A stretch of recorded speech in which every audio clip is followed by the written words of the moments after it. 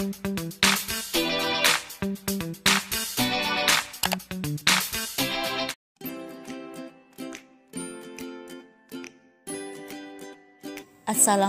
warahmatullahi wabarakatuh, anak soleh soleha. Kembali lagi kita belajar tematik ya bersama Ustazah Eka Pratika. Bagaimana kabarnya anak soleh soleha? Semoga selalu dalam keadaan sehat ya. Masih tetap semangat belajar? Jika masih, ayo kita siapkan buku tematiknya. Tema 4 tentang berbagai pekerjaan. Sebelum kita belajar, ada baiknya kita berdoa dulu ya anak soleh soleha. Tangan ke atas, pandangan ke bawah, doa dimulai. Bismillahirrahmanirrahim. Rabbi zidani ilman warzuqani fahman. Ya Allah, tambahkanlah ilmu untukku dan berilah aku pemahaman yang baik. Amin. Doa selesai. Sudah berdoa anak soleh soleha? Jika sudah, silahkan disimak baik-baik video pembelajaran hari ini ya. Jadi hari ini kita akan belajar tema 4 berbagai pekerjaan, subtema 3 pekerjaan orang tuaku, pembelajaran 1, 2, dan 3.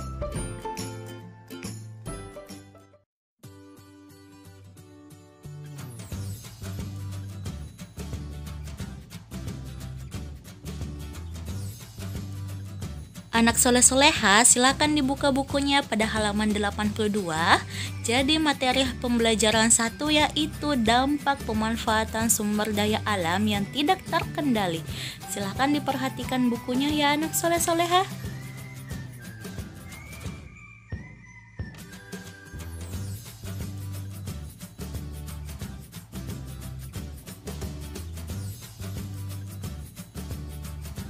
Sumber daya alam dimanfaatkan oleh manusia untuk berbagai keperluan. Keperluan tersebut mencakup sandang, pangan, dan papan. Pemanfaatan sumber daya alam harus dilakukan secara bijak. Pemanfaatan sumber daya alam secara berlebihan dapat mengakibatkan terganggunya keseimbangan alam. Anak soleh soleha, tahukah anak soleh soleha kegunaan kayu? Banyak sekali kegunaannya ya. Nah, banyak orang juga yang memerlukan kayu untuk membuat kerajinan. Yang jadi permasalahannya adalah jika kebutuhan kayu yang tinggi mengakibatkan penebangan kayu secara besar-besaran. Penebangan tumbuhan di hutan tanpa pilih tentu menimbulkan dampak yang buruk. Manusia membuka lahan hutan dengan cara membakar hutan. Tindakan ini dapat menyebabkan kebakaran hutan. Kebakaran hutan dapat menyebabkan tanah hutan menjadi tandus. Anak soleh soleha, silakan diperhatikan halaman 83. Silakan diperhatikan gambar Pulau Kalimantan. Nah, yang warna hijau adalah luas hutan ya. Nah, di sini ada prediksi luasan hutan. Perubahan luasan hutan di Pulau Kalimantan yang terus mengalami penurunan oleh aktivitas manusia yang berlebihan. Penebangan hutan secara liar dapat berdampak hilangnya fungsi hutan, terutama fungsi hutan sebagai penyimpan atau penyerap air hujan.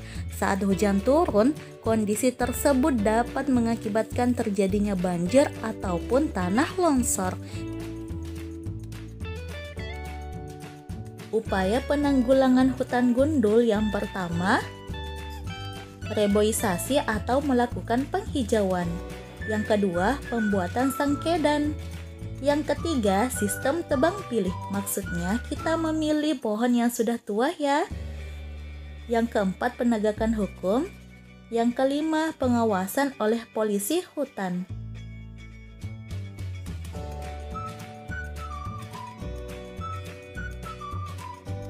Pembuatan sengkedan, pemanfaatan tanah di lereng pegunungan untuk dijadikan lahan pertanian yang dinamakan sengkedan.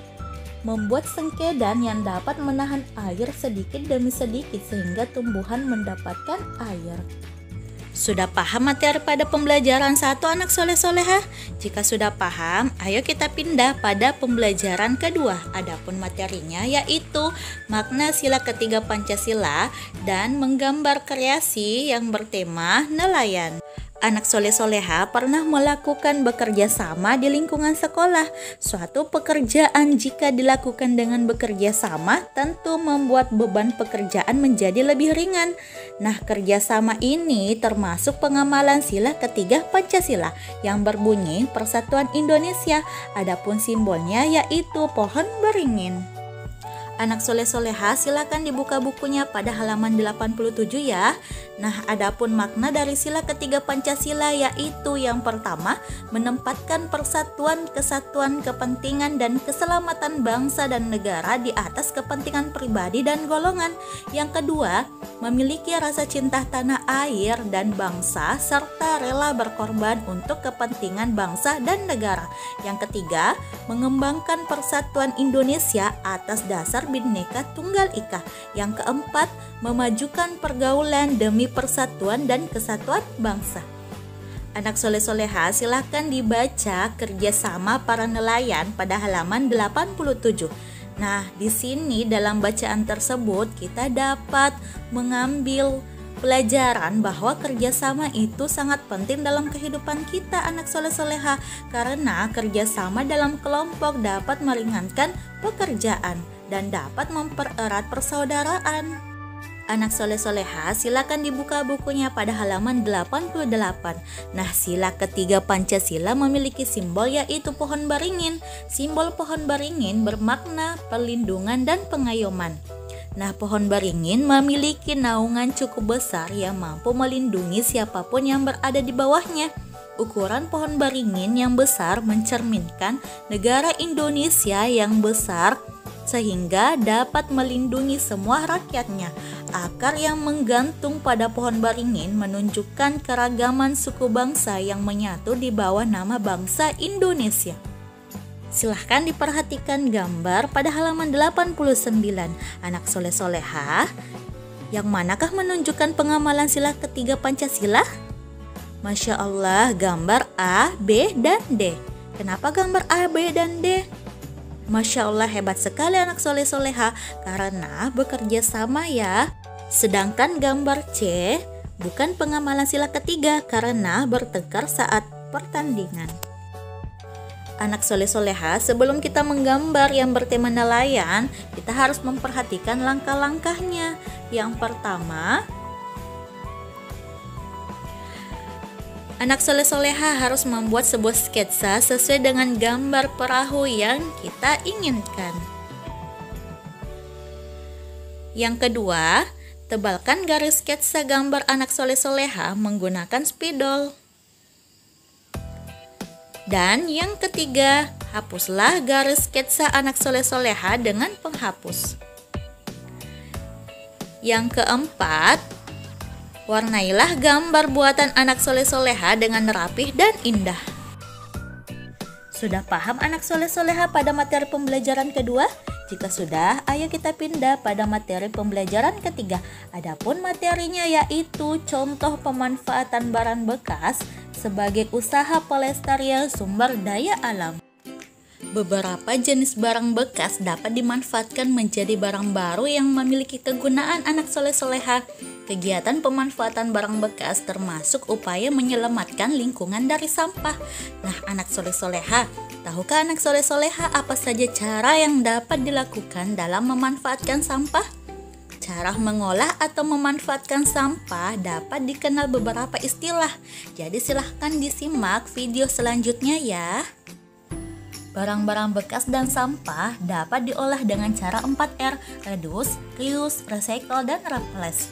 Reduce adalah kegiatan mengurangi pemakaian suatu barang atau perilaku yang dapat mengurangi produksi sampah. Contohnya membawa tas kain sendiri ketika berbelanja.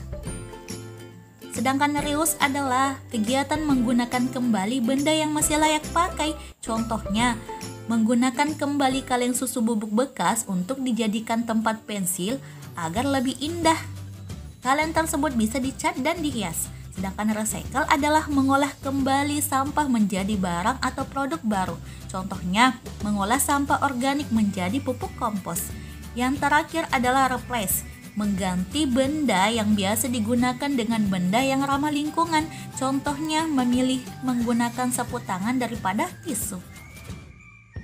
Sudah paham anak soleh-soleha pada materi pembelajaran 1, 2, dan 3? Semoga dapat dipahami dengan baik ya.